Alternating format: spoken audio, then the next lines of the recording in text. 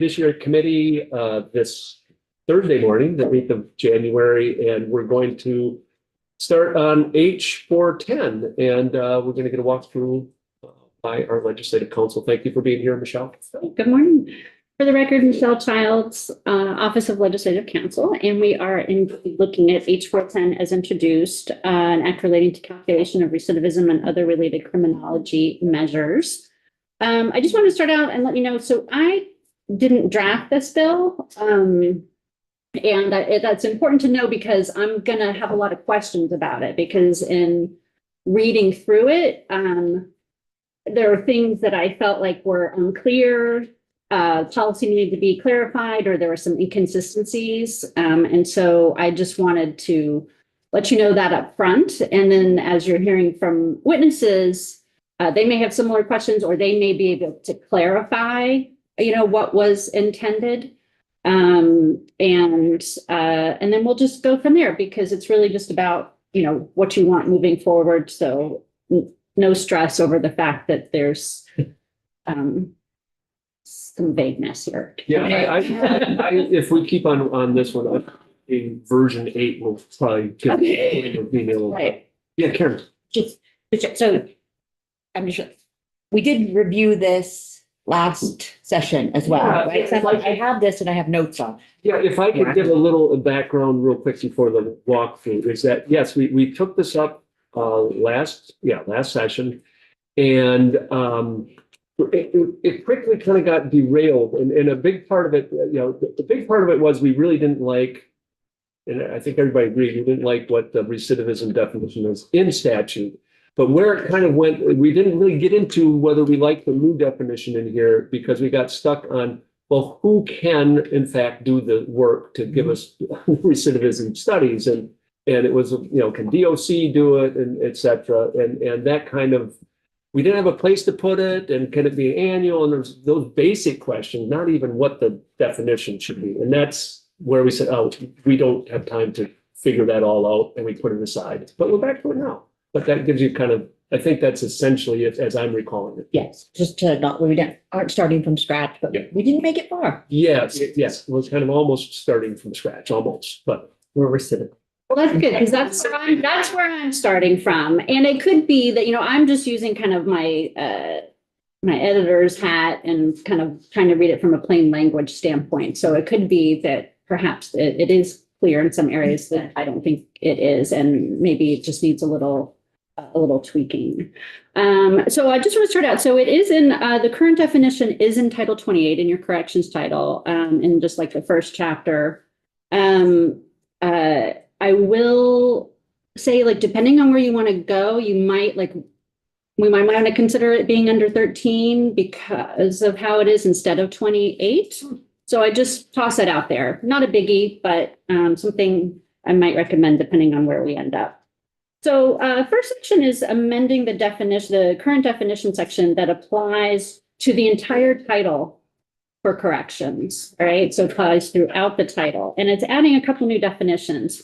So the first definition is on page 3, subdivision 11, and this definition of recidivism. So a new definition of recidivism means that a person who is convicted of a criminal offense after receiving a criminal conviction for a previous crime. Next definition is at the top of page 4, subdivision 12. And this is definition for repeat violent offender.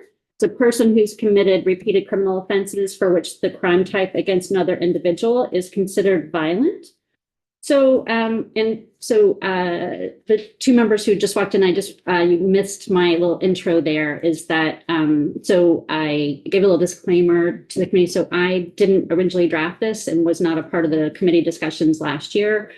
In preparing for this, I had a lot of questions about language. I felt like there's some things that need to be clarified, and also seemingly some inconsistencies. So I'm just going to make sure that I point those out so that witnesses can talk about them, and then we can have a clear path to move forward. This might happen. So. Okay. So the first one is it. So on line 3, against another individual is considered violent. You're gonna need to have some guidelines around. So first of all, is considered by whom it to be violent? Is there a list? You know, I know that this committee has grappled with that issue in a number of ways, right? Because violent offenses, and I use that term very generally, right? There's all kinds of different lists in different places, right? So you have, 5301 Title 13 under listed crimes, subdivision 7 that has kind of what people generally consider to be violent offenses, and it has a few misdemeanors, but mostly felonies. There's things in Title 28 that refer to non-violent felonies and non-violent misdemeanors, so you kind of have to read it backwards. But you want to be clear on what does this mean? Because when you read the statute here, you're not being referenced to another definition. You're not sure who is making the determination for what is considered violent. Section 2. So this is amending the existing definition in Section 4, and I think CRG is going to give you a little bit of the history on this definition and where it came from. But it's creating a new way to calculate and classify recidivism. And so if you look on page 5, so again, remember, we're going back to we're always keeping in mind the definition that's in the first section of the bill.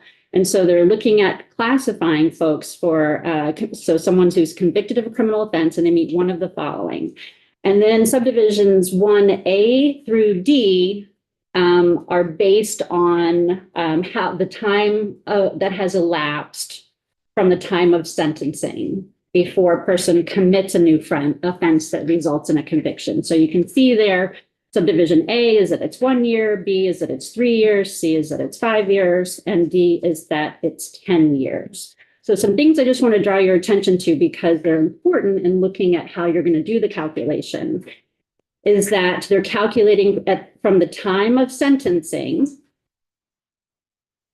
Okay, so for the earlier offense, time of sentencing, and then it says before the person commits a new offense. And then the third part is that results in a conviction. So you want to think about all those different moving parts. So let's say someone's sentenced for an offense and then they commit a new offense, but let's say those charges are dismissed, whether without prejudice or for whatever reason, but it does not result at that time in a conviction. So then that wouldn't qualify under this, right? So there's 3 elements there that you want to keep in mind. Subdivision 2 on calculations. I think that you want that subdivision 2 is just applicable to subdivision 1 and not later to subdivision B, but that's, I think, something that you'll want to clarify. So for calculations, and the way that it reads it now is a person sentenced to incarceration will be considered eligible to recidivate upon release from a correctional facility. I find that difficult to understand, and it feels a little weird to say you're eligible to recidivate. So I would say just think of it in terms of like for a person sentenced to a term of incarceration, recidivism shall be calculated from the date the person is released from a correctional facility. Okay, so if someone receives an incarcerated term, right, instead of probation or something like that, then they're going to calculate from the date they are released from that facility. So it sounds as though maybe they're released on furlough. Maybe it's a split sentence and they serve some period of time, but then they're out on probation, right? But that for purposes here, that if you have an incarcerative setting, you start to calculate recidivism the time they walk out the correctional doors. Okay. Yeah, Barbara. Can you clarify if we're just talking about adults or people being tried as adults? Well, there's nothing in here about delinquency. So you're assuming we're just going to look at People who go through the adult system. including youth who are, I don't think it doesn't make any distinction. okay. Okay. Thank you. So on page one, on 18, why is child even mentioned? Because these definitions in section 3 of 28 apply to the entire title. So the word child appears in Title 28 in corrections. It may not apply in terms of recidivism, but it applies elsewhere in the title. And we're amending and adding new definitions to the title. I mean, to the whole title of corrections. Thank you. Oh, yeah, Carol. So with, this is line 17 on page 5, the one that we just went. So saying that, the calculation can't start until the person is released from the facility. Mhm. I guess I'm trying to think, what if somebody commits a crime while they're in the facility? I don't. Yeah, making. I don't. Yeah. They're just making me think like, Yeah. are we making it? Yeah. Have you done, have you finished your walkthrough? Yeah.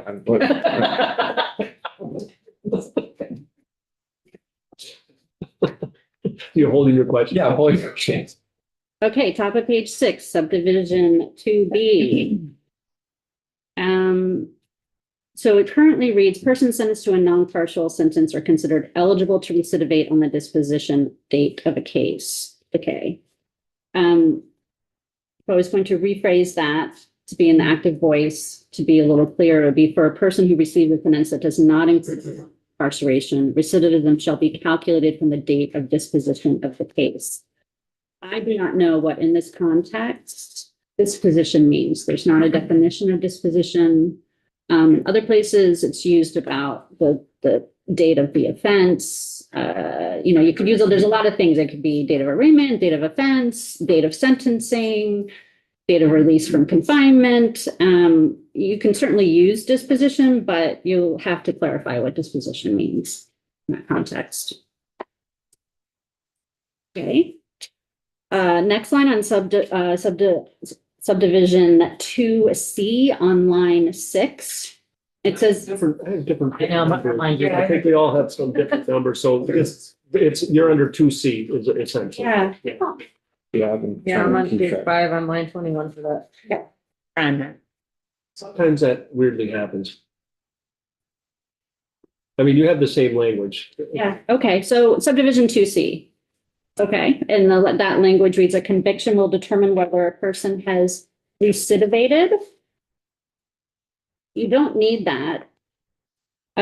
Because if you look back to subdivision 1, it says clearly that you're talking about the time that has elapsed from the time of sentencing before the person commits a new offense that results in a conviction. So you already have in subdivision 1 that a conviction is required for that piece. I think it's confusing, and I don't think you need that. Subdivision D. So that says that the arraignment date associated with the conviction will determine the recidivism classification. So the way that I read that, to me, it conflicts with what you have in subdivision 1. Because if you look at subdivision 1 and you look at subdivisions like A through D, not less than 1 year is elapsed from the time of sentencing before the person commits a new offense. So, right, so they're talking in subdivision 1 is talking about commission of the offense. And in 2D, it's the arraignment. You can pick whatever you want. It's just a policy standpoint. I just wanted to point out that from when I read it through there, it seems inconsistent. So it could be these are all policy choices for you. And where I'm pointing things out, it's just, as a fresh reader and someone who hadn't worked on this last year or written it, that when I read it with my limited knowledge of this area, that there's just some things that don't match up, but you can change it to however you want. Right. I mean, I think I actually understand what D does, but. Okay. But And but it's not clear, like, yeah, it may be just. okay. So subsection B, repeat violent offenders. I had a question there about whether or not there should be a notwithstanding subsection A, or if it's in addition to A. So if you qualify, so depending on what your offenses are, if someone has multiple offenses, could there be a calculation under A and then there's a separate calculation under B? And so, and that's probably for the data folks and how they would use that. But I would just want to be kind of clear about that, whether you can be both or you're one or the other. Right. So subdivision B1, so class 1, repeat violence. So it says not less than 1 year has elapsed from the time of sentencing before the person is convicted of a violent offense. I just had a question about whether or not for the first offense, for the predicate offense, could that be any offense? Or is it or is the predicate offense in order to qualify under this also to be a violent offense? And I think you just want to, again, small language change, whatever, but just to clarify. So where it says violent offense, that doesn't clarify it? Well, it does for the subsequent offense. But for the prior offense, remember, we're talking about a repeat. So not less than 1 year has elapsed from the time of sentencing my question there is that sentencing for any criminal offense or sentencing for a violent offense? Yeah, you just say from the time of sentencing for a violent offense before the person is convicted. Right. So was that the intent? Well, we'll hear, Okay. but that's how we kind of fix that. Right. These are all just things that I think you can easily address. I was not clear about the intent, just looking at the language. And that's really all my comments. The section 3 is just a cross-reference update. And the bill is due to take effect on July 1st. 26. Of 26. Yes, it's a bill from last year, so you just have to update that. Yeah. So I just go through a couple things briefly. For the repeat violent offender, the definition, so our pages are wrong, but 12. What subdivision do you look at? We are under subdivision 11, the definition. definition Or section 12 for repeat violent for offender. repeat violent offenders. So that sort of is almost the language from 13 VSA 7553A for crime of violence. Withhold without bail. So it's a felony with a crime of violence. And I'm wondering, is that what we're trying to get? I don't know. We'll get more testimony. We'll Okay. see what we should. And then the only other thing and then this is just, I think, and I don't know if you're the person to answer this. Probably not, Okay. but go ahead. Or maybe I'll just throw it out here so that it's for the calculations for the incarceration versus non-carceral sentence. The thing that is kind of confusing is like furlough. So you serve, there's a presumptive parole now. And so you're in for a certain amount of time, then you're out, you're on parole, then you go to furlough. But it was a sentence was you were convicted of a sentence that you were serving time for. I don't really know which one we're trying to capture there. I mean, I would say, well, we can have our witnesses tell. Yeah, yeah. I could save that for. Do you think that would be incarcerated sentence? I don't know. No, I don't think so. Not necessarily. Okay. I'm not Okay. sure. And I would suggest, I think you bring up a good point, which is I think a lot of the stuff, it just needs to be spelled out Yeah. about what the clear intent is Yeah. on that. So like when you're looking at how that's applied, like on subdivision, what is it, 2B, right? So non-carceral sentence. Yes. Right? I had the same kind of questions and thinking about like, do you just want to, if you're really just talking about you walk out either you walk out the correction doors or you don't, right? But having a little something there that if this provision is supposed to apply also, like if you're on furlough and you're on all these other things, it's good to state it, let's just be really clear and upfront about that so that there's no questions about it. Yeah, okay. And again, it's all just everything here. There's no legal issues. My things I raise is just about the clarity and intent. So it's all within your purview to decide where you want to go with it. Yeah. James, can you ground us again of why we're doing this? Yes.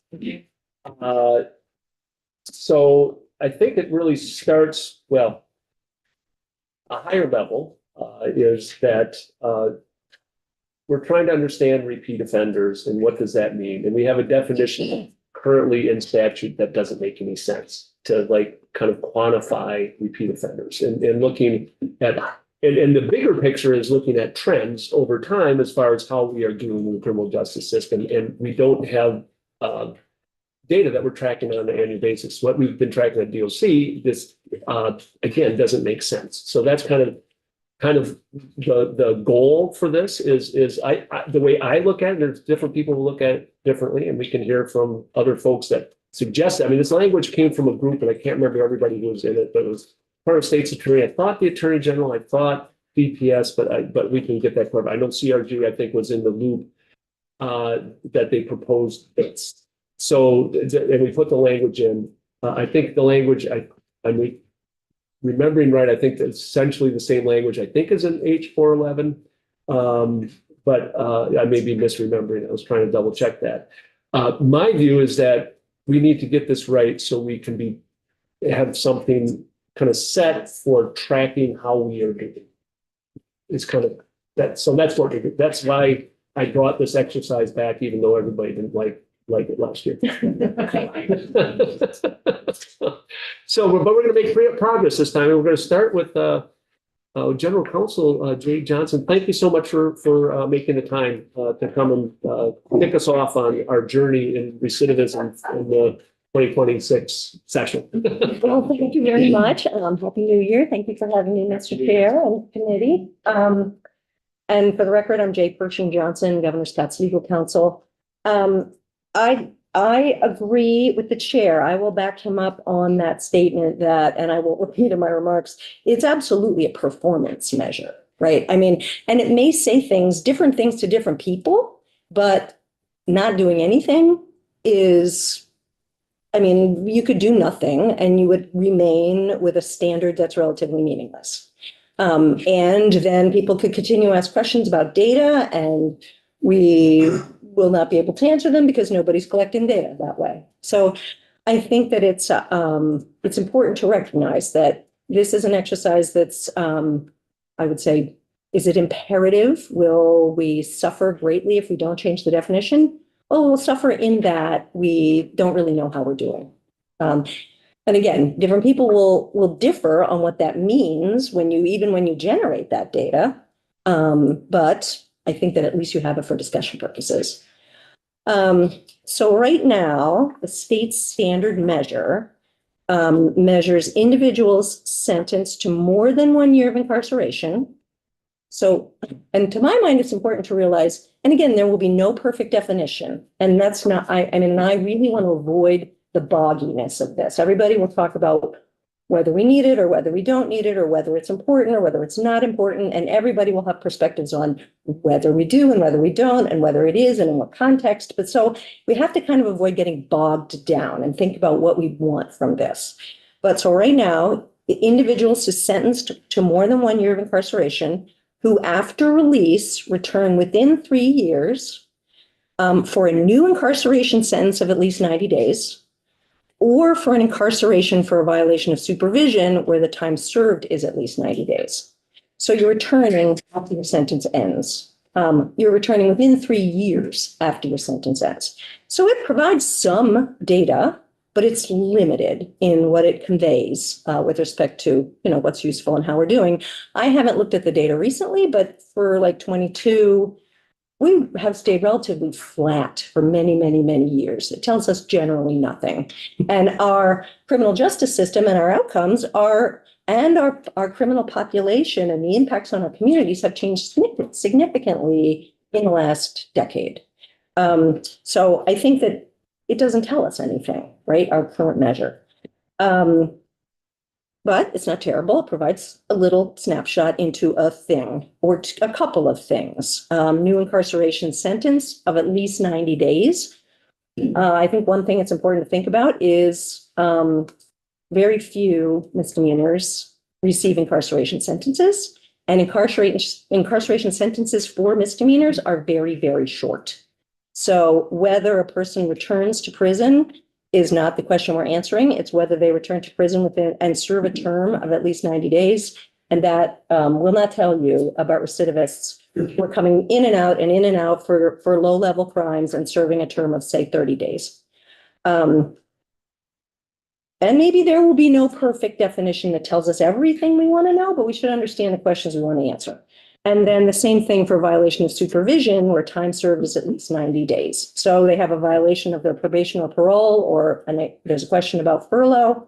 And I don't know that the time served is actually ever 90 days. So you may not capture any of that information. You might capture some of it. But it provides some limited information. So, but I think my bigger problem with it is this isn't generally what most people think when we refer to recidivism. We have, for example, in the accountability docket, which has been the pilot over the last 3 months in Chittenden County, none of the individuals with 5 or more crimes, even those who are being sentenced now, will be considered to be recidivists under our current definition. So many of them, because they commit high impact but low level crimes, many of them, but for this court, would have sat for maybe more years without having their cases ever heard, because Chittenden County has the most murders to try and the most aggravated assaults and the most sex assaults in the state that they need to handle before they handle the crimes, in the low-level crimes, even though they're high impact on the community. So I think that we have to think about what we want from this data. And so that said, again, we can easily find ourselves down a rabbit hole because everything is important to different people at different times. And where do you draw the lines? So what's it useful for? It's a performance measure generally. If we say to the public, we haven't had an increase in our recidivism rate in 5 years, that is not, people in the community who refer to our criminal justice system as a revolving door or a catch and release system, this will not mean anything to them. They will say, how can that be? So I think it needs to be understandable in terms of the data that it generates. How are we doing on public safety? Is our rehabilitative incarceration system actually rehabilitative? Are we helping the people we purport to help once we put them into an incarcerated setting? Same goes for, and I appreciate some of the terms used in here, same goes for probation. They're released into the community with a connection to services. How are we doing? Are they being rearrested? So, and again, I don't know that we can answer all those questions with a single bill that's going to address all of those data needs. And then you're going to get into the whole, like, well, who's going to collect that data and where's it going to go and how much it's going to cost and blah, blah, blah. So I think we also have to talk about what's realistic, within the resources that we have. So if we're talking about a multi-million-dollar data lake, that is not likely to happen in the next few years because the state has other priorities, in my opinion. But again, you're the committee of jurisdiction. The legislature can allocate that money to those purposes if they so believe is necessary. So, and again, are individuals on probation succeeding? They have a probationary sentence. Are they going back to jail for violations of their conditions of probation? Which, at least in the accountability court, are all related to substance use, mental health and drug treatment. Maybe not all, but in many, many cases, you're talking about those kinds of service needs that we are trying to effectively tie people to services through the tools available in the criminal justice system. Is it working? We won't know. So, you know, for 30, 60, 90 days, a year, 2 years, 3 years, you know, are those people reoffending or not? Are we effectively connecting people with services? Those are the kinds of questions, to my mind, we should be answering. But very often, I think what we're going to be forced to talk about is things like violent crimes, repeat violent offenders. But again, it's kind of like, what is the information we want to know? What is it that Vermonters are most concerned about? So my recommended changes to this particular bill, which I also was not involved in drafting, was it would ideally, but I have to say, we have been interested in this idea of revising this statute for several years. I do believe it has to, because, you know, it's like everybody sees a different piece of the puzzle. It has to be a collaborative process. And, you know, you have to hear from DOC and what they're collecting now and what they're capable of collecting and reporting. You have to, you know, talk to CRG about what their contract says and what they're collecting and what they're required to collect and what it would cost to do more or whatever. I think you have to involve the state's attorneys and sheriffs in the conversation. So it's, and the Defender General's office, obviously. What's, you know, if we just keep getting bogged down, it'll never move forward. And again, will it be fatal? Not really, but you'll have this definition that's relatively meaningless to everybody. So unless it means something to CRG, and I don't know what that answer is.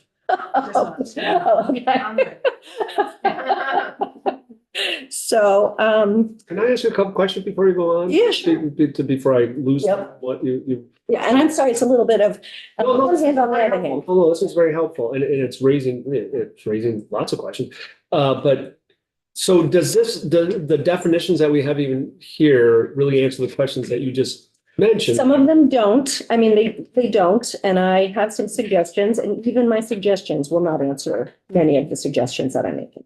So I guess, all right, so the other big question to me is, are we trying to set something up where we're going to have an annual report like we have from DOC?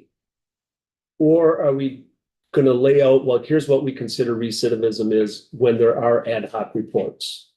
Or are we just not going to, you know, the third option is just strike what we have in the statute right now, get rid of that with the understanding that whenever we ask for ad hoc reports, that we will look at what the appropriate recidivism definition is. So do you understand? I mean, it's like, what are we, I can start with getting rid of the old definition. Yeah. I mean, yes, I mean, it does give us some limited information, but not very useful information.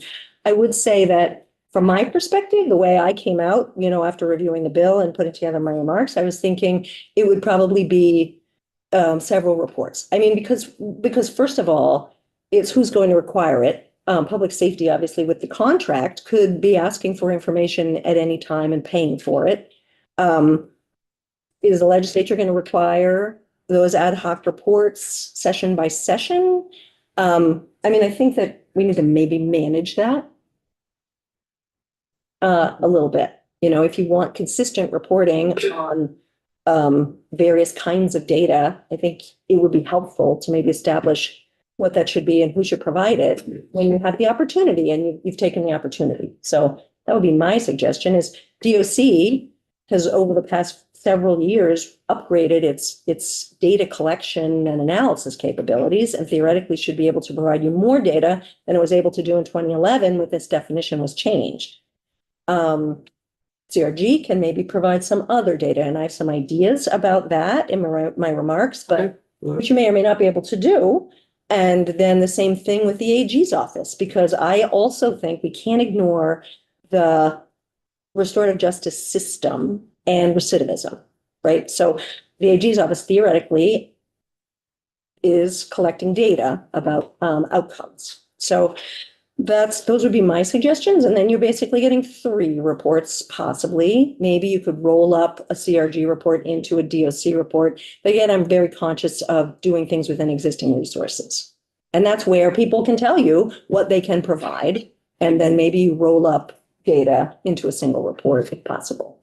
So it could just be just a matter of, you know, we do ask for reports that we have that are ongoing.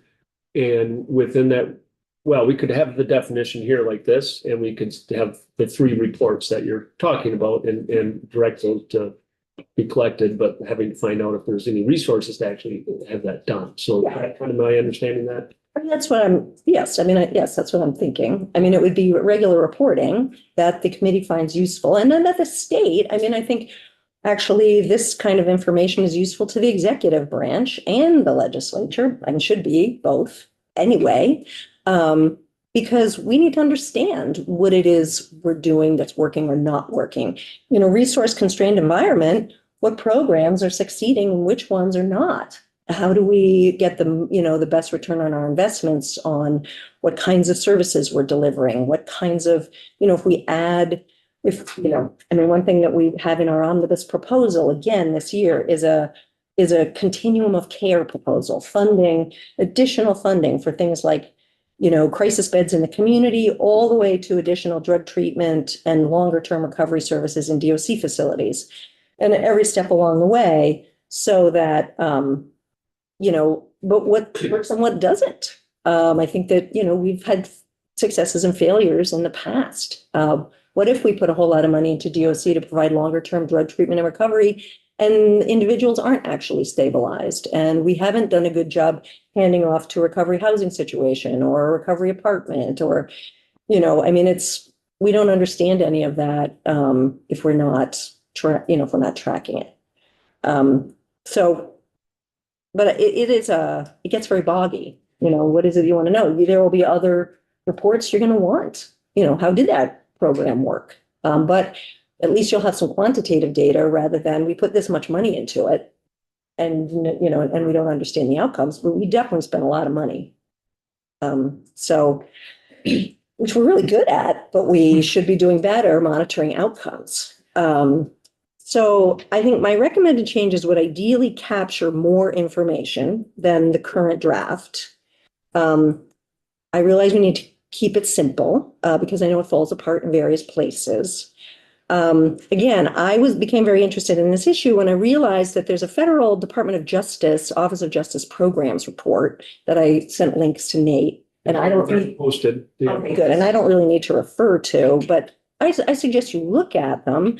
You may or may not find them useful or informative, but I thought it was interesting that there is a relatively consistent way of tracking recidivism data across 34 states, 30 to 34 states from releases in 2012 and a follow-through period of 5 years through 2017. There was a follow-up, another report on rearrests within, I think, following 2012. So at its most basic level, this report can tell me the percent of state prisoners released in 2012 who had a new arrest, a new conviction, or return to prison after release. And that's by year, 1 through 5. I think the triggering event is an initial incarceration sentence of at least 1 year and release. And so and it tracks that data, which I believe we can do by age, gender, race, and crime type. So to your question, Representative Rachelson, it would be, yes, you would track everybody in the criminal system. We don't have any criminal justice system for juveniles, really, right? It's all in family court. It's all confidential. There's no facility. We don't keep, I mean, I don't know how we do on data there or recidivism. All of it's confidential. So maybe somebody's tracking that in some aggregate way. I don't know how we're doing. But at least in the adult system, 19 and up, theoretically, is going to be tracked. And we would track, but again, by age, gender, race, and crime type. So that's what you can find in this report. It's a 2021 special report. And I think it's interesting, at the very least. So my specific comments are, and again, I think I had Michelle's draft, is on page 6 in lines 18 through 19. But what I'm referring to is the definition of recidivism, subsection 11 in the definitions.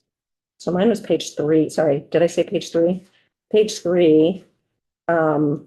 At the bottom of page 3 for us, I think. Okay, line 18? Mhm. Perfect, then I think I have the same draft as you. I would recommend that the definition, and again, there are going to be experts who I'm sure have different opinions, but just in my simple mind, the definition of recidivism is broader to capture the rate at which a person returns to prison after conviction and following release. So I don't have to write this down. Are you going to be able to send me that? I can send you that, yes. Okay. So it's, it does, and again, there's a question of after conviction, is that a conviction for a 1 year period? Is that any conviction for, but again, it also assumes, well, actually with the calculations piece, it assumes a probationary term or an incarcerative term. So I say returns to prison after conviction and following release.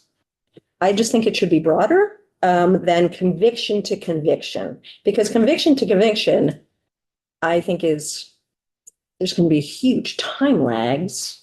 I don't know how that data will be, I guess, easy to collect. And there must be some certainty in that definition. I don't know, because I wasn't, again, involved in the drafting, but I think conviction to conviction, you don't get necessarily any information on rearrests. You don't necessarily get any information on releases and returns after probation and parole. So I think that that's important. And I think in the bill, this is where it goes to that provision that's at the top of page 6, D, the arraignment date associated with the conviction will determine the recidivist. So we're saying conviction to conviction, but the date that is appropriate for the person's subsequent conviction is when they were arraigned. So that takes care of the fact that it could take 2 years. I see what you're saying. Yes. That until they actually are convicted, it probably shouldn't count. I mean, it could. We could decide to arrest, but I think. But I don't think it has to be either or. Why wouldn't what you could just do rearrests and arraignment and then subsequent conviction. That's what you see in the federal report. Okay. Rearrests and subsequent convictions. Okay. Yeah. Okay. Ken.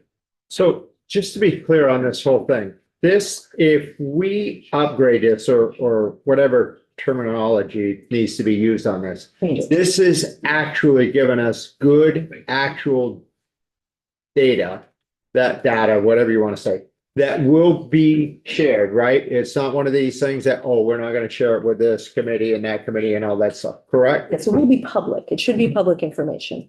And then on top of this, Aggregated, but that's. and then, and all the years that I've been in this committee, which is, I won't even go there, but I'm not gonna be sitting in there saying, we don't have that accurate data. We don't have this. We don't have that. This will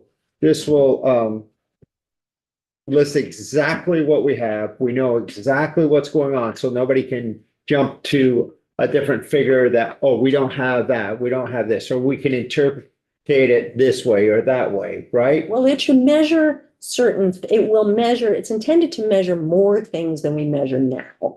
And we will be able to identify what those things are. If you think there's an important piece of information and data that you can track over, say, a 5 or 10 year period, then, we should be thinking about what that information is and how we define it.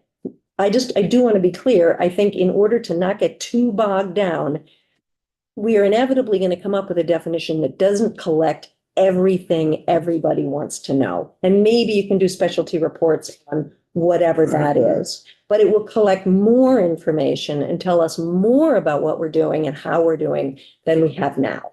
That's kind of the point here. And I guess I don't want to have the perfect be the enemy of the good in terms of getting nowhere, simply deleting the definition we have and then catch can. Like I don't know that gets us any better place. It doesn't do much. Yeah. But we must do better than what we're doing right now. I mean, percentage wise, to have something like this is going to increase it. I don't know, you probably don't want to say a percentage, but maybe 70, 80, 90% that we have better data to go and make Vermont more safer to what we're doing in the the criminal system, correct? At least understanding, hopefully, and some would argue you would never understand this from recidivism data. But I mean, hopefully doing a better job of understanding from various points in time, what a change in programming or what a change in legislation or what a change in, it had on the impact that had on criminal, repeat offense behavior. It's Because going forward, you always have a change in legislators, governors, whole 9 yards. I would think that the information like this would be absolutely critical in which way the state is going and how we're doing about public safety. Yes, I think that's right. I mean, I think more information that's collected over time, that's consistent, is better than what we have now. And so we should be thinking about what that is that we want. Without getting too bogged down in, well, it doesn't do this and it doesn't do that and it should. Okay, well, if it should, put it in, but can anybody do it?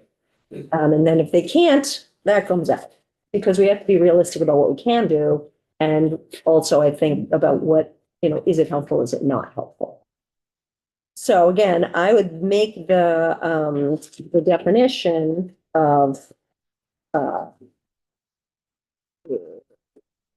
recidivism a little broader. So it's not conviction to conviction, but it would capture other things like rearrests as well as returns following probation and parole. And furlough, again, is a policy question. We did a lot to address churning in furlough during justice reinvestment back in the 2019, 2020, 21 period. Doing what?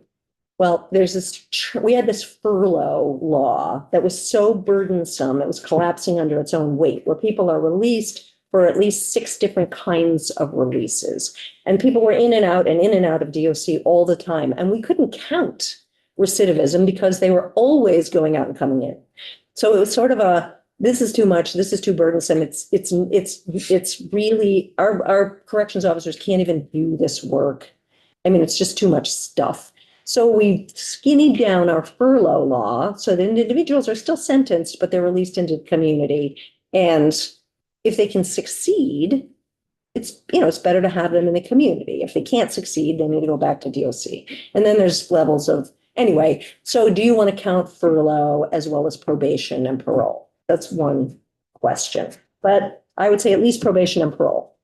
And then you have, and that's following sentencing, actually. So that was my suggestion there. And I haven't discussed this with state's attorneys and sheriffs or the Defender General's office. And I would, again, it's urge you to consult with them and DOC about their capacity. And so at the very least, I think we should be capturing rearrests, returns to prison for violations of probation and parole, and returns to prison for new convictions. Then I had the same question about violent offender on page 4, lines 1 through 3. Repeat violent offender, and again, the term that's used later, violent offender. We have at least 4 standards for violent offender. We have, and that's prohibited person, Big 14, listed crimes, the constitutional standard, maybe others, at least maybe one other. And I think that I would like to capture crimes against a person. As opposed to crimes against property. So, I think is a misdemeanor domestic violence incident a crime of violence? Well, it's enlisted, but it's not in the Big 14.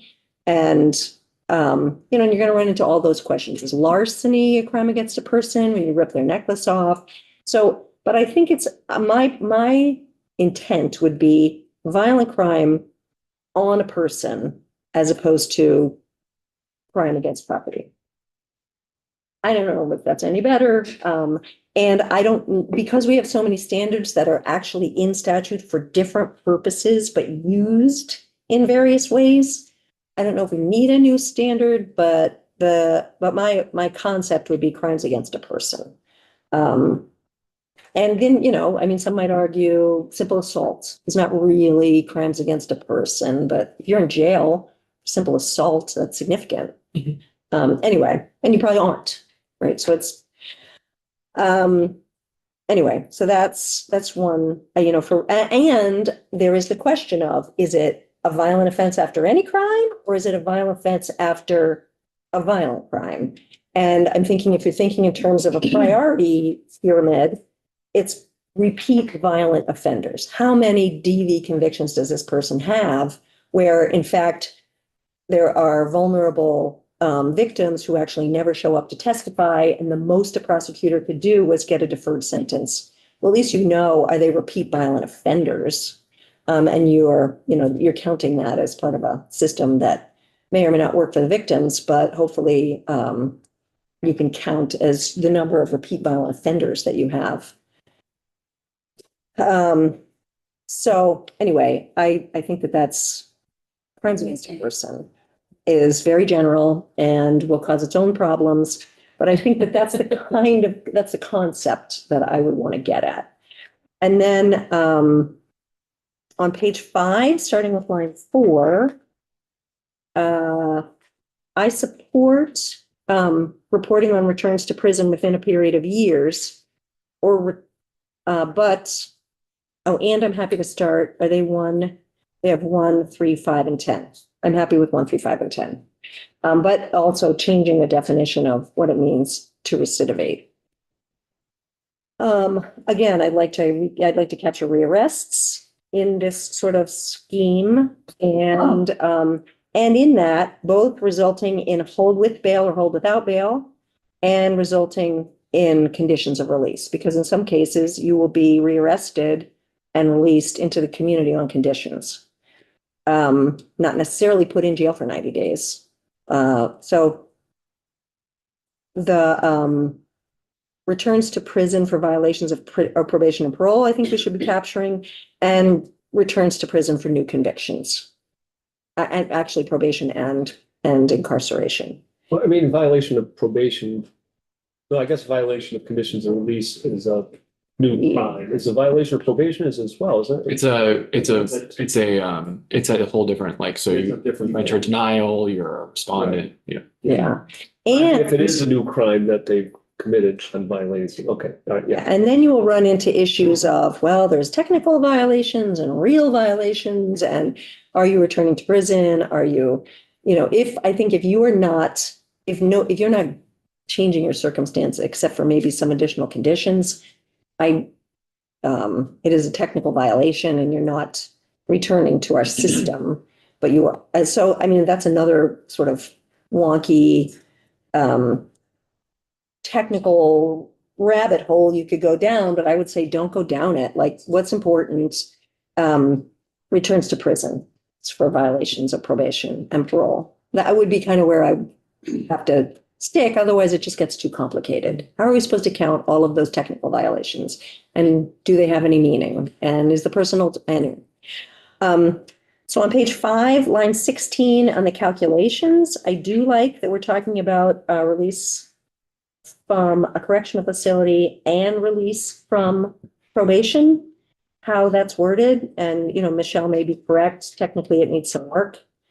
And yeah, C and D and how that works together was also confusing to me. But I understand what the chair was saying about the arraignment problem. Chair. Yeah, and Barbara. No, sir. On A, the wording is kind of strange. Eligible to recidivate. Yeah, we talked about. Yeah. What if they stab somebody while they're in prison? And it's a big deal? Yes. Yes. And Oh, you did? Okay. Yeah, that's been asked. Again, is that data you want to collect? And if it's data you want to collect and add this into as an element of recidivism, you would have to add that as an element of recidivism. Is it worth the headache? Maybe everybody can agree. If it turns out that, and we definitely count that as a new crime, maybe a crime of violence. So it maybe, as we have that data, it may be very important and easy to collect. So, and maybe you categorize it as a separate data element, not necessarily is it a this or a that, its own thing. So repeat violent offenders, again, I mean, if I had my druthers and I had to make a choice, it would be repeat violent offenders. So, 2 DVs, 2 aggravated assaults, an aggravated assault in prison and an aggravated assault outside of prison. I mean, I think we need to understand our violent offender population. And you will capture that actually, if you're collecting all the data elements of crime type, you will know that. So if you're collecting crime type, you'll know how many people are convicted of murder who were released and reoffended within 5-10 years. And was that a violent offense? Like, you would know that if you're collecting that data. Right? So. We don't have that. The Data data is already? there, it's just that, I mean, the data's there, and we can get it in an ad hoc manner, but we're trying to make it a little more consistent. Streamline. Well, Systems. yeah, Okay. Barbara had a question. I'm thinking a lot about what we can do with our current resources, and I gotta break that down, so I would try to stay focused. Yeah. And what we, as you said, everybody needs something different. So I'm like, what do we need? And so, yes, it matters like what type of crime, but it also seems like it's really important to know, and we'll get this, I think, like, is there a sweet spot for how long people are spending in prison? Did some people get some service? Because if we're just looking at it in the aggregate, the people that got methadone and got their GED might be the ones that are not recidivating. Yes. And so it just seems like knowing what the variables are in terms of what we're spending, right? Because as you said, if somebody doesn't need to be in prison, why spend whatever, I don't know what the figure is right now, a year. Especially if they're, I know nationally we hear the longer the sentence, the more likely for certain, I mean, not life sentences, but it doesn't help lower recidivism rates. So it does seem like that would be really important information as we look at what we spend and how we get our money's worth, as you Yeah. said. So I think one thing, I think that's a great point. And I think, though, that as we think about this, it's the heading of the statute is a standard, right? So it's a standard.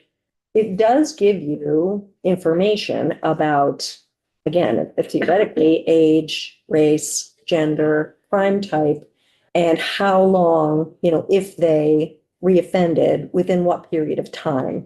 And then I think if you want to dig in to those kinds of questions, which of these offenders were, received, methadone and behavioral health treatment and their GED, and they were there for 3 years, as opposed to a person who was released in 2 and didn't. I mean, I don't know, you really have to have an apples to apples thesis, which I think then you come up with for your specialty reports. And the theory is you can ask DOC what they did, or AHS. If this person was released into the community successfully, I mean, that's another thing that we haven't even gotten into is desistance. And, how many people are not going back to jail after 5 years. But again, how are we? So I think that it's at that point, maybe you are talking about specialty reporting from AHS and DOC about their programming. I know that when the Criminal Justice Council comes in and has comments on our criminal justice system, it often devolves to our human resources system. I mean, our human services system. So it's, how are we doing? And we know it's not just putting people in jail and releasing them, it's providing them with appropriate connection to services. So we only have 2 more minutes. Sorry. Does that mean- Sorry. No. We often have lots of questions, including Ian has a quick question, and maybe Angela has a quick question. If it's not quick, then. And probably not an answer for today. But appreciate it. And clearly, the more information we have, the better we can make informed decisions, blah, blah. Yeah. My question is just, is there any information that we need around accessing like federal funds based on like having data or definitions of recidivism? I think there'd be something I would want to make sure that we're looking at so that we can craft our definition so that if like we can provide that data and get access to monies that we're actually doing that. Yeah, no, that's a Yeah, great so question. you probably can weigh it in that. Okay. way. I just wanted to have that extra. Yeah. Put that out there. See. Yeah. No, I think that's a great point, and that's a great question. And we should, maybe public safety has some insights, maybe DLC has some insights. And like maybe we're not able to access those funds now because we just don't have the data to be able to, Yeah. or the definition. So we don't. Right. Well, that's a good question. Like, in this 30 to 34 state group that actually has consistent data, more or less consistent data, is that because that they've been required to do something. Or some, Yes, for some funding. Yeah. Yeah. that So, Angela, My question, or I get, it's along the same lines, or under the same category. In that it's probably not, I don't expect an answer right now. But I really appreciate you saying that you don't know how we're doing regarding like juvenile justice and probation and, We do know how we're doing, in many cases not well, right? In some cases, okay, but we don't have insights into that, I don't think. Right. And so as we're talking about the need for data in the criminal system and how vital it is, I want us to be mindful of the need for data in the juvenile system and understanding respecting confidentiality and everything, but wondering if, in your conversations, if there's, if it's discussed, like how can this data be collected and shared in a way that respects the confidentiality, but still provides us the tools we need and the information we need to make our decisions, to like make statutory changes that are data driven rather than like anecdotal. Yeah, no, I believe that DCF operates on a very antiquated data collection system. So, that is a frustration that we face. We don't have data. And they can manually collect it by going through files, but they have case managers who are now so worked with their caseload burdens that that it seems like the last thing they feel like doing after a long day. So I do feel like that is an issue. It absolutely is. But right now, for the recidivism definition, it doesn't address the juvenile system because it can't. And we don't have a facility. And if you're talking about arrests or detentions, the closest thing we have is Red Clover. And my understanding is that's a very short-term crisis response. Yeah, I think the definition would have to be tailored. Yeah. And so one step at a time, I guess. And so I really appreciate it. No, this has been helpful. A lot to think and talk about.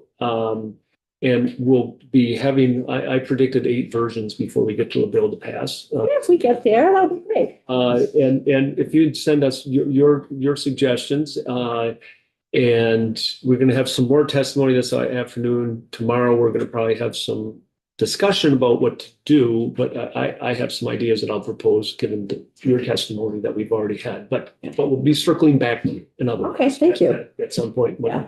And I do have I have a real interest in how the accountability court or the accountability docket does, because it's different in that it's doing a warm handoff in the courtroom with an assessment, a case assessment, and a clinical provider right in the courtroom. It's a limited population of, of 43 resolutions, but a universe of about 107 individuals. It's a trackable, countable initiative that I would think that we would want long-term data on in terms of recidivism. Right. Whatever that means in that context, it may not be this. Yeah, that's good. But it's. Yeah. And on the accountability, we're planning a hearing with the Senate Judiciary, but probably the second week of February when it's wrapped up and we can get like the information for the whole thing. So that's kind of the timing wise. Yeah. If you, because my understanding, it is wrapping up the first week of February is what I've been told. In Chittenden. Yeah. And But wrapping that- up is a strong word in that it's wrapping Well- up in its current format. They're talking about how to fill the hole. Right. So just timing wise, I wanted to let you know that, because we'll certainly have you in on that as well. Right. Thank you. So Okay, thank you. we'll get to you guys, but not right now. No, no. Until 1 o'clock and go off live.